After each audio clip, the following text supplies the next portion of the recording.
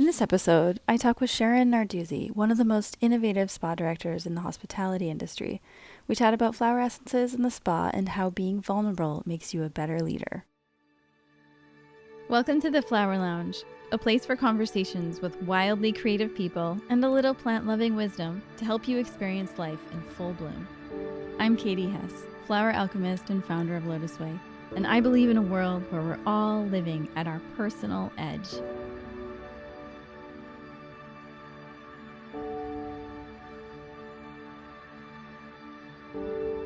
Can you tell us a little bit about yourself and your background? Okay.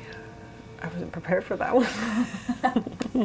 Well, Anything you want to share about yourself? Okay, yeah, well, I'm a Canadian, so let me just tell you that. So I'm very proud about being the Canadian Canuck. A? The Canuck. No, the A is not me, though. Out and about, and my mom and dad are very important to me. So, from Canada, have an incredible family, parents that have been so inspiring and motivating and allowed me to be here in the States and living here, and really encouraged me to travel in general, which gives you such a broad perspective of life and such experiences. A funny brother who always makes me laugh. And so it's funny, I kind of had a crazy kind of route to where I am today. So I went to university, studied psychology and criminology in Canada, Carleton University. And then after school, my girlfriend and I wanted to go traveling a little bit. So we went traveling to Australia for 6 months, which turned into 2 years for me.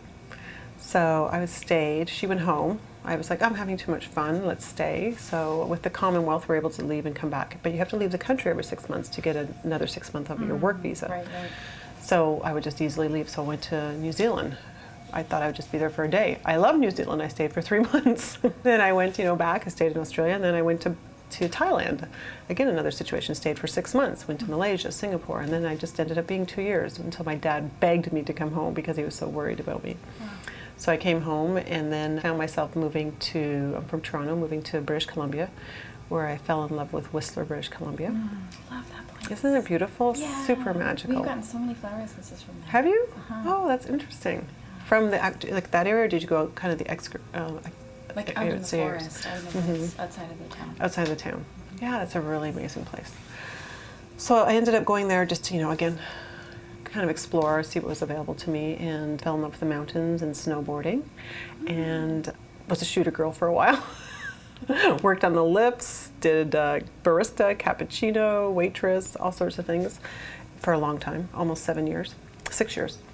And then I was just turning 30, and my father called me and did an intervention with my girlfriends and said, Sharon, you need to get back into the real world of what you're doing. This is not who you are, and I really appreciate you being out there and trying things, but let's get focused. Wow.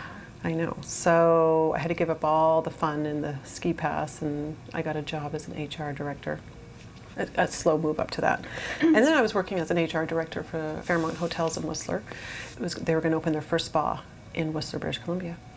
So I was doing some of the interviewing for these people that were going to be hired for the spa, and I was like, who are these people? They are so cool. I mean, really, they were so fascinating. They had all these interests, and they were super kind, and they just were so thoughtful, and they had just such a broad perspective of life. And I fell in love with them. So I kind of just slowly embraced it and started to get to know them on a personal level. And I met the owners of the spa, and they said, Sharon, you want to join our company? I was like, yeah, absolutely. Do you think, well, what could I do? They're like, well, you could be the front desk supervisor. I'm like, but I'm the HR director. Well, you could be the front desk supervisor, and we'd groom you to be director. And I said, okay, well, sounds good, but I'm the HR director. So I thought, oh, forget this. Why am I talking about rooms and, king-size beds and guests, and I can have much more meaningful and purposeful things. So I said, okay, I'm quitting my job, and I started as a front desk supervisor at the spa. And I remember I called my dad, and he said, sweetie, that sounds really lovely, but why are you working for a hot tub company? I was like, Dad, no, spas. Yeah, hot tubs, jacuzzis, why are you doing that? I said, no, it's bad, it's wellness, it's massage. Massage, why are you working for it? So he didn't understand it till he came to visit. And then when he came to visit, he was like, do you realize that all these rooms are empty? What kind of business is this? On and on. So anyway, but within 2 years, I really just, immersed myself into that whole experience and lifestyle, and completely, it was a really a huge transformation for me. I changed as a person completely from just, external to internal, I mean, it was a huge, huge awakening and transformation. And then within 2 years, I became a director, and then it just kind of this industry exploded for me. It was like the perfect, transition at the perfect time, because it was just in the process of, this was in 1998. And how long have you been spa director here? Here I've been 8 years, almost 9 years. Wow. Yeah, so that experience then built the foundation for me to be able to travel around the world and do spas and be in this industry and just continue to grow as a person. And that's what you really love about it. And that's what I really love about it. I mean, I love just having really meaningful conversations with people and having an influence on people's lives, my staff, our members, guests, friends. I mean, everyone that you really have in contact with, come in contact with, can have a great experience, or can have a transformation, or just even a little impact on someone. Let's talk about when we met. That was 2000 well, you and I met in 2004. Right. On a personal level. Right. So you've been working with flower essences for almost 10 years. Oh my goodness, yeah. Almost 10 years, you're right, because that's when we started, using them. Do you want to talk about that at all? Just like what kind of effect they've had on your life, or how they've made a difference? Personally or professionally? I'm just trying to remember my first introduction to them, because I think that was, so telling. Meeting you and then having these flower essences, which I thought were fascinating, and I just love all the woo-woo stuff. I don't really know I didn't know the impact. I mean, I knew it was happening, but it was very subtle. But it's always after you go through a period of time that you really realize how different you responded in that kerfuffle. What was like a transformational or pivotal point in your life? Well, I was sharing with you earlier how I made the big change of direction in my career from human resources director of a huge corporate hotel to this small, intimate spa with 2 female owners. So within 3 months, I thought I was just rocking it there. I was like, oh my goodness, they're going to promote me to director within like 2 weeks. So we had opened, everything was going so well. I had all these systems in place. I was like, just feeling really comfortable in my new position, and just, I felt like I was really making an impact. And I remember one evening after the spa closed, the owner came up to me and she said, Sharon, Sandra and I need to share something with you that's going to be hard to hear, but I really think this could be huge for you if you really accept it and understand where it's coming from, because it's from the heart. I was like, okay, what? I'm like thinking, wow, what are they going to tell me? Something fabulous, obviously. So they're like, the staff, they're not really understanding you. They're not really relating with you, and truthfully, people just don't like you. And I was like, I thought to myself, what? I mean, I was confused. So I said, how could that be? Everything I do is for them. I mean, I do the schedules, I do all these systems, I help them with their day, I make sure their rooms are, why? She's like, well, you do all that. Absolutely, you're perfectly do that. Accurate, disciplined, precise, reliable, but you're not sharing anything of yourself. And I said, sharing something of myself? And I said, well, what am I supposed to be sharing? And she said, well, like what you do, who you are, what kind of things do you, like to do on your free time? I mean, who are you as a person? Maybe ask them who they are as a person. And I was like, well, but this is work. I mean, I come from human resources. You don't talk about yourself. This is professional, this is personal. You don't let those boundaries, merge, or, you don't have any blurred boundaries. Right. So I thought, oh my goodness, I mean, then I started to feel hurt, because I thought, wow, that's really interesting, because I really like everyone here. She said, if you're really open to this, we can help you with this. You just need to be more personable. You need to really share of yourself. And, we've decided that it'd be really good for you to kind of get an idea of what we do here, because at that time I had never had any spa experiences. I mean, I had a little dabbling in training and got a pedicure. And she's like, so we have this really amazing gentleman here who's doing our training for us right now for the Ayurvedic treatments, and we'd like for you to have a private session with him. I said, okay, I can do that. She's like, I think the staff would be so excited that you would actually participate in what they're doing and understand their careers and their passions. I said, okay, I'll do that. So she scheduled it, for the next week or whatever. In the meantime, I'm just crushed. And so I remember I was up on the hill one day, it was my day off, and I went snowboarding, and I came down the hill, and I was having an awesome day on the hill, and it was super sunny out, and the sun was, like just glistening off the mountains, and I came in, he was staying in this cottage up on the hill, and I snowboarded down into it, and I came off, and I'm pulling off my, my boots, and got my little snowboard, and I walk up to the door, and I could immediately tell as soon as I walked to the door, like I just felt something in me go, ooh, this is going to be odd. I was so excited to be there, but I thought, I started to get really cautious and anxious. So I opened the door, and there's Mark. And he says, Sharon, I'm so glad you decided to do this. And I was like, And I got nervous, and I just thought, okay. And I walk, and he goes, okay. There was in the middle of the floor, there was a mat, like a traditional Thai mat in the middle of the floor. And he said, okay, just keep your clothes on and just lie down on this mat, face down. I said, okay, that's it. And he's like, yeah, just take your shoes off, go lie down on this floor. I'm like, okay. So I go and lie down on the mat. I'm there for like 2 seconds, and he puts his hand on my back, and I just start bawling uncontrollably. And then I thought to myself, oh my God, why am I crying? I mean, why I can't be crying in front of this man. Why am I crying? He's like, just let it go. It's okay. I'm like, no, now I'm depressed. I don't want to be depressed. I just had a great day on the hill. Why am I depressed? He's like, you're not depressed. You just have a lot of sadness. You're letting go. And he went through this process with me for 2 hours. And we didn't do anything other than him holding his hands on my back and me crying for 2 hours. Wow. And I just remember I left there feeling like something shifted. There was a transformation. There was something that just completely engaged with me that I had no idea what it was and couldn't explain it. But at the same time, I knew that it was the beginning of something. And from that point on, everything shifted at work. I mean, people were just so impressed. They heard that I cried. They were really happy about it. Like, she cried? Oh my gosh, she really surrendered. I mean, that's all they wanted, right? Was for me to be vulnerable and to be open and accepting. So it changed the way I my style of management, my style of being, who I was in the workforce and who I was personally, and it was just the hugest transformation I could possibly have. What's your first name? My first name? Sharon. Don't you think that's interesting? No. Sharon. Oh, Sharon. I never thought of that. That's funny, Katie. Yeah, Cher. Who knew? That was something that was holding me back from being who I need to be in this world. Yeah, it was huge. And then, that transformation continued over time and with different environments and different people and my family, and everyone in such a positive way. And then that brought me to the next transformation of myself, which was the flower essences. So, do you want me to share that with you? Tell us about that. So when I met with you, right, I've been on this really great path, feeling very comfortable with myself, and I had just recently been married, moved to the States, and just feeling good about life, being here, had this great opportunity, and then unfortunately my marriage started to fall apart. And went to see you, and almost 10 years ago. Almost 10 years ago, right. Gosh, yeah, 2004.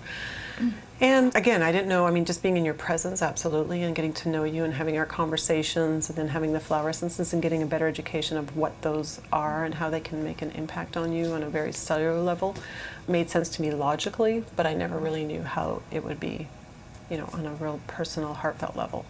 So after the divorce, during the divorce or after the divorce, I realized at that time how much of a transformation I had once again, another big chunk of my life, or chunk of who I am transformed from the flower essences, just being a much more peaceful person. Compassion, I was working on compassion because I really didn't have a lot of compassion. I thought I did, but it wasn't at the level I wanted it to be. With compassion, and just really understanding how much more of an impact I could really be, how much bigger I could be in the world, and how this wasn't really defining me, but instead freeing me to do so much more. So it was a really huge transformation for me just to understand, again, a bigger picture of myself. So you had personal experiences with flower remedies, and then that's why you brought them into the spa, right? I knew after I met with you, I just wanted somehow for you to be involved in this, the conception of what we're doing here. So I didn't know what that looked like at the time, and we had talked about flower essences, and I knew that you had, sorry, I just remember the first time you did your presentation here. It was so funny. Now we look back, it was funny. At the time I was like, well, what happened to her? So I knew that the flower essences would really, make an impact on the staff, on the members, but I didn't know how to blend the two because they're so different in, environments. And so, but I knew I wanted to do it. So we finally found a way that you were doing the LOTUSWEI. And then we did the custom. And we did the custom blend here. Desert. Right. So we thought, all the flowers together. Right, so we collected all the flowers together. We thought we'd do a custom blend for Silverleaf for the staff, and then we would, slowly bring in these custom blends that we do in our treatment rooms for the oils. We should talk about when we gave the flower essences to the staff. Yes, we should talk about that, right? Yeah, so I had this great idea, right, that we put all the flowers together, the flower essences we made, and everyone would get their own bottle and they could try it and experience it. Yes, right, so that we would all be thinking and feeling the same thing. So, of course, you bring all the bottles and we're all excited out. Even the staff are excited because they just met with you and they really, really respected your intention and purpose. I was just saying, there was one flower essence that was quite strong. I mean, in retrospect, it's called the healer of the healers. The healer of the healers. Right. And that was in there. It's the chaparral. Oh yeah, you remember the chaparral? You said it's a chaparral, Sharon. I'm like, whatever it is, get it out of here. Because it had such an impact on the staff. I mean, within a week, I think it was, everyone was going kooky, and they, I had people coming to my office going, Sharon, someone who I thought was really, really spiritually strong, a yoga instructor, was so excited about taking it. She said, I can't take these. And she came in my office and she was very abrupt, which she usually isn't. She's super gentle and sweet and beautiful. And she was just, I can't take these. This is not the time for me. I mean, this is really having a serious impact in my life that I'm not prepared to have. And I was like, well, what? I mean, I'm taking these. I'm feeling good. Well, no, I'm not. You've been taking them for so long. Right, that's true. And this was just right like that. That. Yes.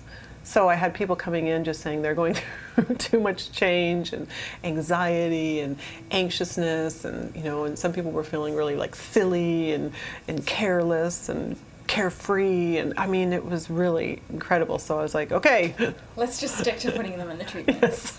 Yes. Enough with ingesting them, everyone. They'll get it every day. Yeah, with the treatments. Right. So I'd call you. I'm like, okay, I have people wanting to quit. Let's make the change. So I think it was just, it had a big impact, like you said, the healer of the healers. So it was a huge opportunity, but just people weren't ready for it.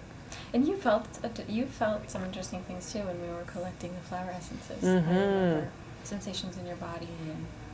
Yeah, incredible, especially with the globe mallow, right? It's the globe mallow. I remember first of all, I just thought it was such a pretty flower that I was instantly attracted to it. And then after that, I just had this incredible feeling of peacefulness and groundedness, and just knowing what to do, just having this direction, focus, engagement, just like that. Interesting you should say grounded, because one of the qualities about flower essence is seeing the fruits of staying in one place. Yes. You've been here a while, going from bouncing around all over the world, and then you really stayed here for a while.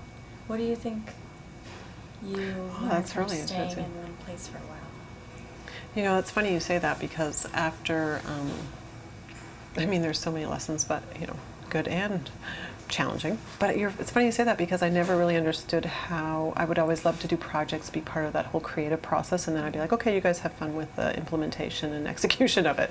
But now I really, that's so funny you said that. I just made that relation for the first time.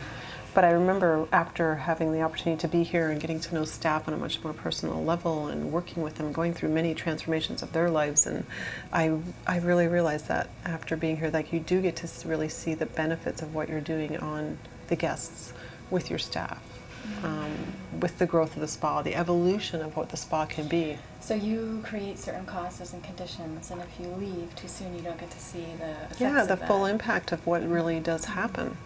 And it's funny you say that, because I know many times I was like, okay, this is why I leave. I don't want to do schedules, or I don't want to do payroll, or, but the bigger, better, juicier part of it all is exactly that, just being part of people's lives, over so many different opportunities in their lives and challenges, and then as well as seeing the impact of what you bring in and how it really can transform everyone, from employees to members to my own colleagues to everything, just having this incredible, making an impression in a bigger, better, deeper way.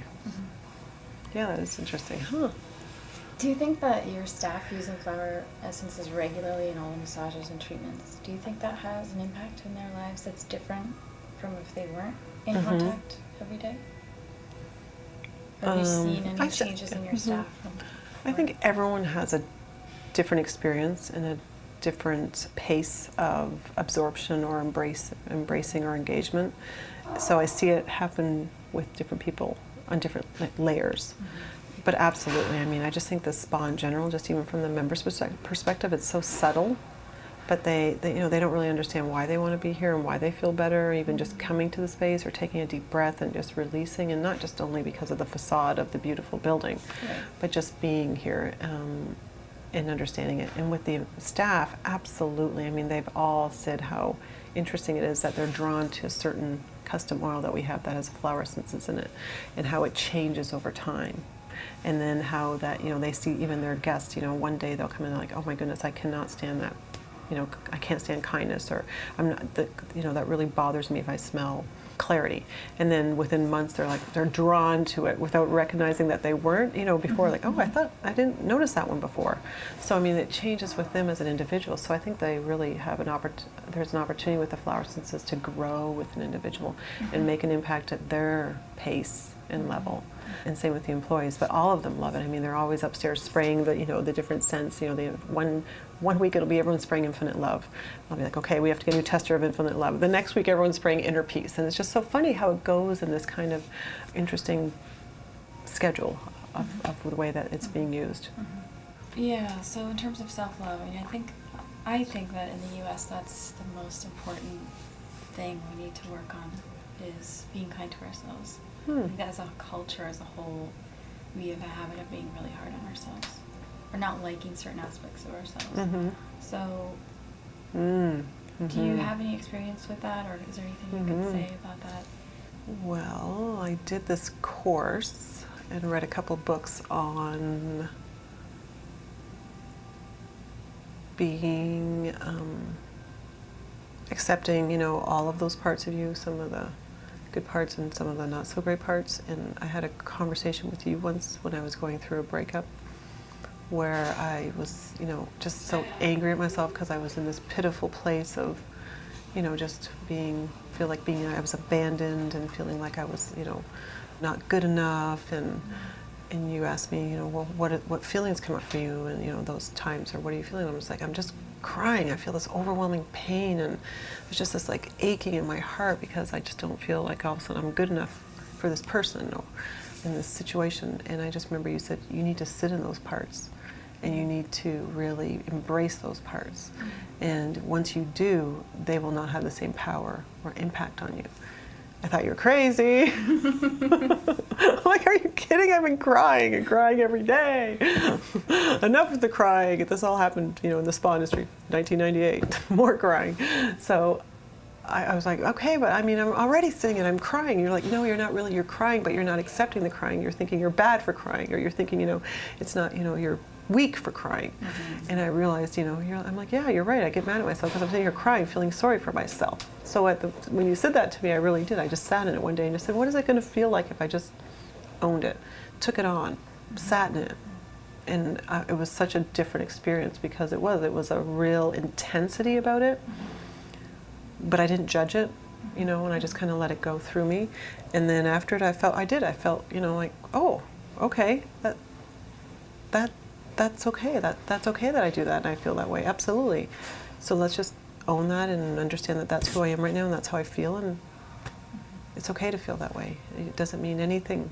You shouldn't feel less of yourself. You shouldn't feel like you're weak or that you're not good enough or any of those things. It just means that you're feeling this experience, you're feeling this pain right now, and it doesn't define who you are. So it was really a really incredible experience for me. I mean, again, just an opportunity to look at things differently. And then I went and gulped down my, instead of taking my 5 drops, I'm like, I'm taking a shot of these flower essences today. I don't care what she says. I need another bottle. I'm only kidding. Okay, maybe I had a few more than I needed. Okay, so I have one last question. That is, so let's talk about women and aging, because I'm 36, but I already feel my body going through changes, right, from my 20s. Things happen differently in the body. So, especially being in the spa industry, where, typically there's a focus on wellness, but there's also been this focus on appearance. So, anti-aging. Right, exactly. So as women, what do we do to shift that perspective so that it's not, here you are going up and then you reach your peak and then from there it's just all downhill? How do we look at that in a new light? How do we teach women and teach ourselves to see ourselves as incredibly beautiful and more and more beautiful every time? I think it really, again, I believe that happens. I mean, I live here in Scottsdale, Arizona. I mean, there's a real interpretation of beauty here that's very, very apparent, and it's very different than maybe some other areas in the country. And it's easy to be tempted by that, and get involved in that and feel competitive. But I realize whenever I kind of veer that way, I notice that my radiance, my beauty, my self-confidence really starts to drop. And it's apparent, noticeable, even just palpable, and just the way I feel in my body. And it's funny, I was having a conversation with one of the employees here, because I really believe as women in this industry, we have to be a mentor. We work with a lot of women. We have to really want to be a role model and mentor other women and helping them in whatever way we can, professionally, personally. So I was talking to one of my employees who's a lot younger than myself, in her 20s, and she's really struggling with weight. And I've had that problem in the past as well. And she was just saying, Sharon, how can you just stay so, fit and healthy and, and slim and I'm struggling with my weight, and why, I don't understand why. I've been eating less, and I've been, doing exercise, and, and I'm working here, and I'm learning so many new things about my diet and allergies. And I said, Emily, but how do you feel about your weight? Because it's not even about the weight, it's about how do you feel in your body? Like, what is going on in your body? And she thought, she didn't really understand what that meant. And I said, I can only tell you from experience, and I know right now in living in who I am in my body and how I feel about myself, which I really do feel so grateful for being able to move and, and taking care of myself and, whatever that looks like for me, to make sure I feel good here and here. And that looks like, that's not even attached to a number or a scale or a weight or an aging or any of that. This is about how, and when I wake up in the morning, I start walking out the door, what am I bringing with me when I walk out the door? And it feels like, for me, I told her, that feels like for me that I know if I haven't been eating well, or if I haven't been thinking good thoughts about myself, that I really feel it in my body. And I don't want to feel that way. So it's not about I gained 5 pounds, or I, have 3 more wrinkles, or I have gray in my hair. Those things don't really impact me. It's more about how I'm thinking about myself and how I'm treating myself. If I'm not being good to my body, it tells me immediately. And haven't you seen that with other women too, where you see someone with all silver hair and they're just gorgeous, like the star of the whole, everyone at that event. Yes, the radiance of incredible, like, you don't see the beauty. age. No, I mean, Bunny, for instance, I just met Bunny through Iceland, and she's such an incredible example of that, with such confidence and beauty, and just holds herself in a way that's just honoring.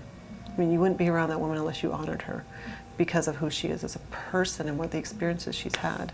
So I really think that's the essence of beauty. And if we can just bring that on a daily, basis to ourselves, and like I said, we'll have the reminders. I mean, I have those days when I'm feeling a little... like things are changing. Yeah, things are changing, and I sense them, and I feel them, and I look at them, and I notice them when I'm in the gym, or when I ate something, it didn't really respond well to me. But I just think, okay, that doesn't really, it's not who I am. So part of what the desert mala does is it brings in a feeling of youthfulness.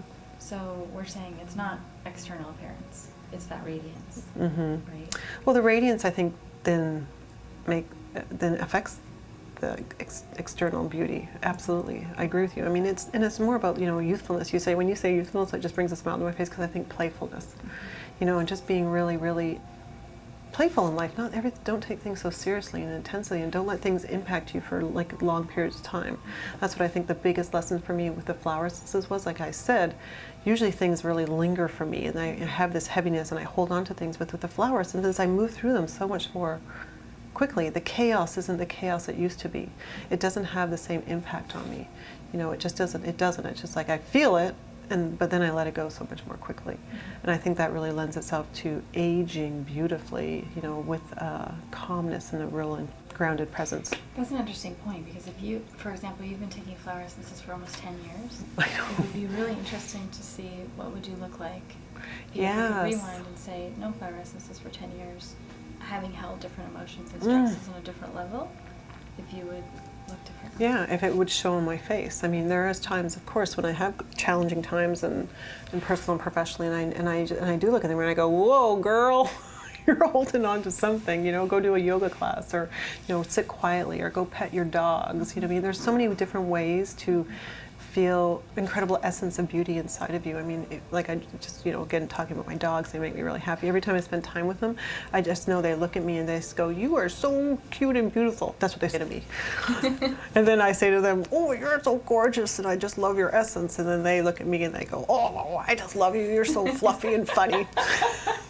And we just have this conversation, but you know what I mean? Fest. It's a love fest, yeah. It's a fur fest, a love fur fest. But because they're so open and vulnerable, well, I think so, as beings, and I have friends that I just go up to and I just go, well, you're the cutest little thing, and they go, I love you, and I go, I love you. And then, you just feel the playfulness and real, beauty inside of you.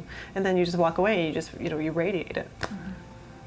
It's pretty simple, but at the same time, I feel for those women or even men who don't have that. They don't know how to connect to that. What would you say to that kind of person? Oh my goodness. Or at least start. Just acknowledge it.